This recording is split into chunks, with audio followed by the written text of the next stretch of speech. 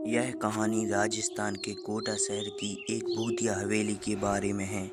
यह हवेली राजा महाराजा के समय बनाई हुई थी, लेकिन पिछले 18 सालों से इस हवेली में आज तक कोई भी नहीं रहने के लिए नहीं आया। इच्छा होने पर भी इस हवेली में कोई भी नहीं रह पा रहा था, क्योंकि लोगों का कहना था कि इस हवेली में भूत प्रेत की का साया है। जबकि अजीत सिंह को इस हवेली के बारे में पता चला तो उसने तय किया कि वो इस रहस्यमय को जानकर ही रहेगा, क्योंकि लोग इस हवेली में नहीं रह पा रहे हैं। उसने मजबूत इच्छा शक्ति से हवेली में रहने की पूरी तैयारी कर ली।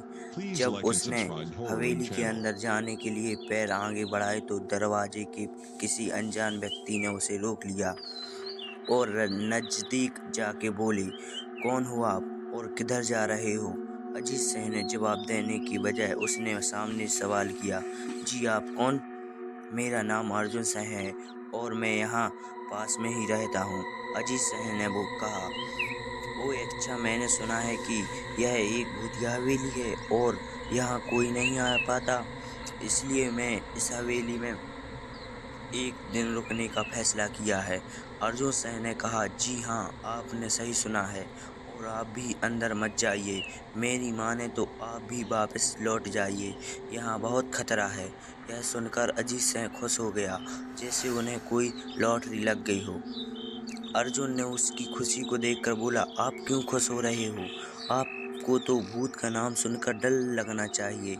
शायद आपको पता नहीं होगा कि मैं प्रेत भूत में काफ़ी दिलचस्पी रखता हूँ। अगर इस हवेली में भूत हैं तो मैं अंदर जाऊँगा और सारी सच्चाई का पता भी लगाऊँगा। इतना कहकर अजीत सिंह उस हवेली में चले गए।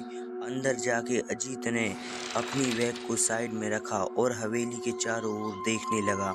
सारे रूम को चेक कर लिए। बाद में ड्राइंग रूम में आके सोफे पर बैठ गया। उसने वहां बैठकर दारू के 2-4 पैक लगाए। वहीं अचानक उस रूम में लाइट का एक बल्ब चालू बंद होने लगी, लेकिन अजीत ने उस पर ध्यान नहीं दिया। थोड़ी देर बाद दूसरा बल्ब चालू बंद होने लगा। फिर तो हवेली की सारी लाइट चालू बंद होने लगीं। यह सब देखकर अजीत अपनी जगह पर खड़ा हो गया और संपूर्ण रावचित हो गया। अचानक उसके सामने एक छोटा टेबल हवा में उड़ने लगा। करीबन 6 फुट हवा में ऊपर जाके गोल गोल घूमने लगा और बाद में अजीत की ओर तेजी से आने लगा। अजीत ने तुरंत ही अपनी जगह बदल ली और दूसरी ओर चला गया और वो टेबल वहीं जाके गिरा जहां अजीत खड़ा था। अजीत कुछ समझ पाता उतने में सोफे की सीट उसकी ओर आने लगी।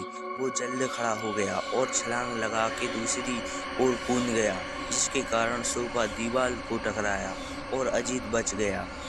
अचानक सब कुछ शांत हो गया। अजीत ने चारों ओर सतर्कता से देखा और बड़ी आवाज में बोला, तुम जो भी हो सामने आकर बात करो। वही एक बड़ी परछाई उसके सामने आई। अजीत ने उस परछाई को देखकर बोला, कौन हो तुम और क्यों मुझे मारना चाहते हो? परछाई, तुम्हें भूल के कारण? अजीत, मैं कौन सी भूल की? परछाई, इस हवेली में आने की भूल। मैं किसी को भी इस हवेली में खुश नहीं देख सकता।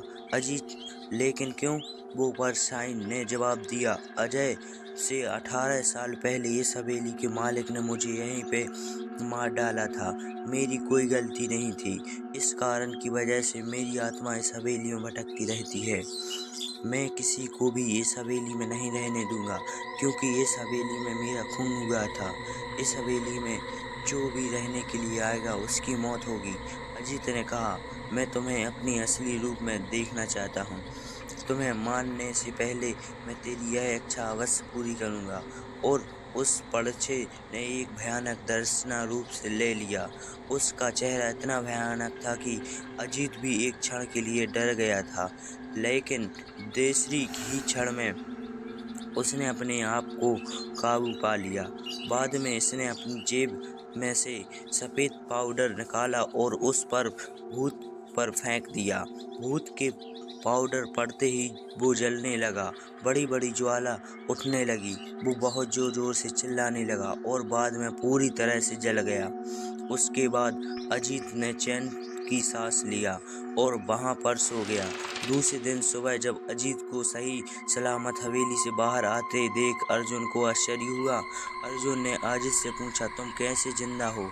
जब अजीत ने अर्जुन को कल की घटना को पूरी तरह से बताया और बोला, अब यह हवेली भूतिया हवेली नहीं रही। दोस्तों, आपको यह कहानी राजस्थान कोटा शहर भूतिया हवेली कैसी लगी, प्लीज़ कमेंट में ज़रूर बताएं।